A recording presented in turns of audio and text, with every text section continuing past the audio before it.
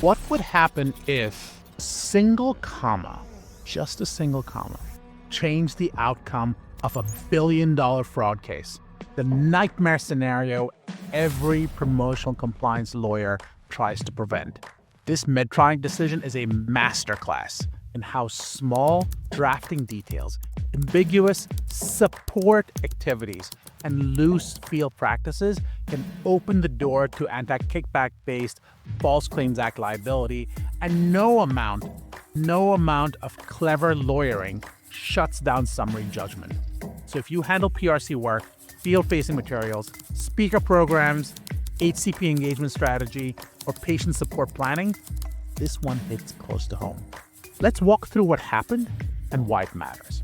A single comma in the 2010 Anti Kickback Statute amendment created two parallel False Claims Act theories. One requires but-for causation, and the other one requires none at all.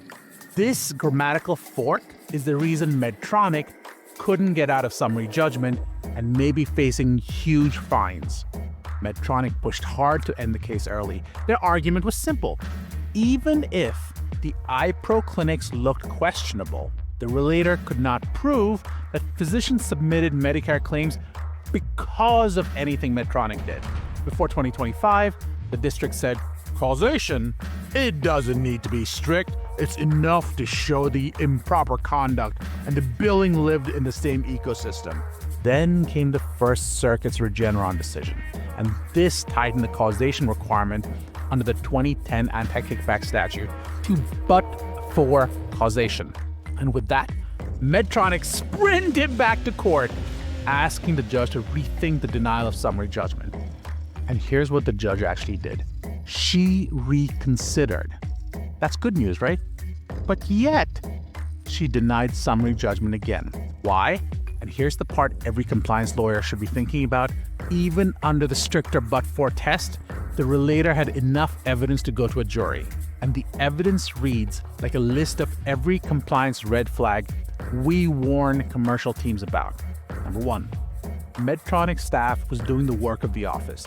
This wasn't product training, this wasn't onboarding, and according to the record, the activities included scheduling and identifying clinic patients, bringing and placing Medtronic-owned equipment, training patients, interpreting data, being embedded in the office on recurring DCM/TM in the office days.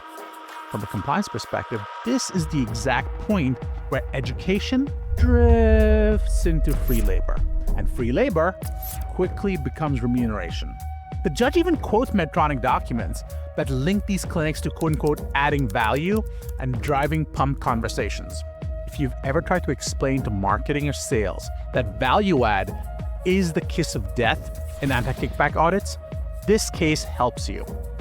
Then there's the 850% pump prescription spike. For one stagnant practice, Medtronic implemented weekly iPro clinics. The result? An 850% growth in Medtronic pump prescriptions. If you're a promotional compliance lawyer, you already know how this looks at the DOJ. The field is operationally supporting clinical services. This raises questions that you might want to consider around just straight up front scope of practice issues, but that's not what the court got into. They looked at the practice's billing increases, they looked at the company's product utilization skyrocketing. And this is the type of circumstantial evidence that makes but-for causation feel obvious to a jury. Then, CMS claims data-matched clinic participation. The relator aligned specific Medicare claims with dates Medtronic staff were physically present, patient encounters during those clinics, physician billing for services that the relator said that the office didn't actually provide. Critically, Medtronic did not dispute the accuracy of this CMS data. Once billing lines up with field activity, summary judgment is almost impossible in these situations. Enjoying our content? We'd love to hear more. Please like, comment, share, and find more. The next situation is the fact that the false certification theory is untouched. Here's what you as a compliance lawyer do need to care about. The causation tightening in Regeneron did not touch false certification. Under that theory, the relator only needs to show that the claim certified Anti Kickback Statute compliance, that this certification was false, and the requirement was material to payment. No causation, no but-for test, no need to show that the kickback influenced the prescribing. The judge explicitly said Medtronic didn't even move for summary judgment in this theory.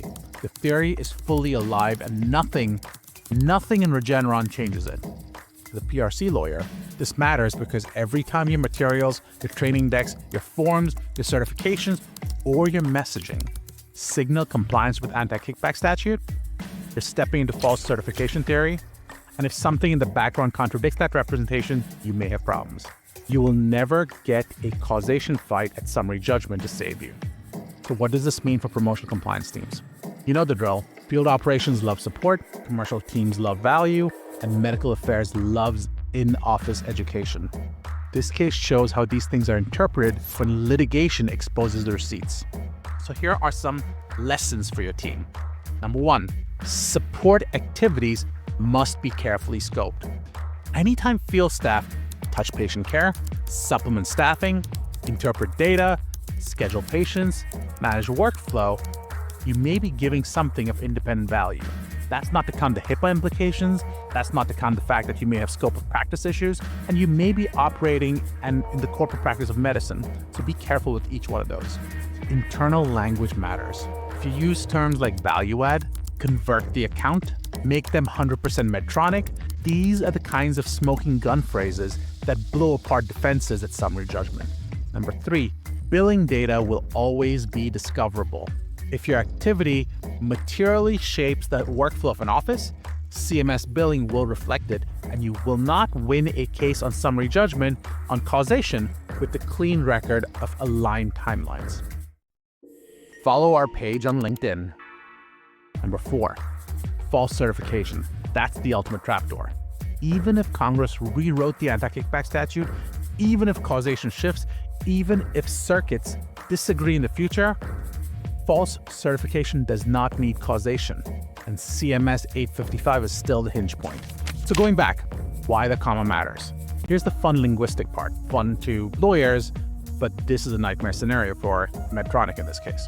Congress inserted one comma into the anti-kickback section. They created two interpretive branches. There's the per se pathway and the false certification pathway. The per se pathway post-2010, that requires but-for causation after Regeneron.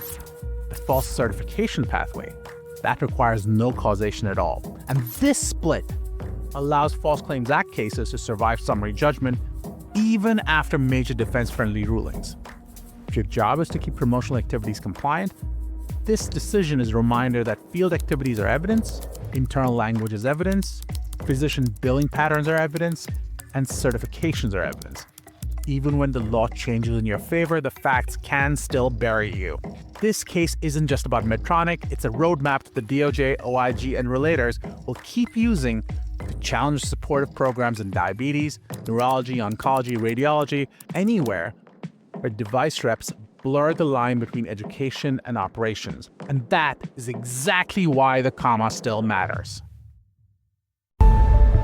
Call, click, or email.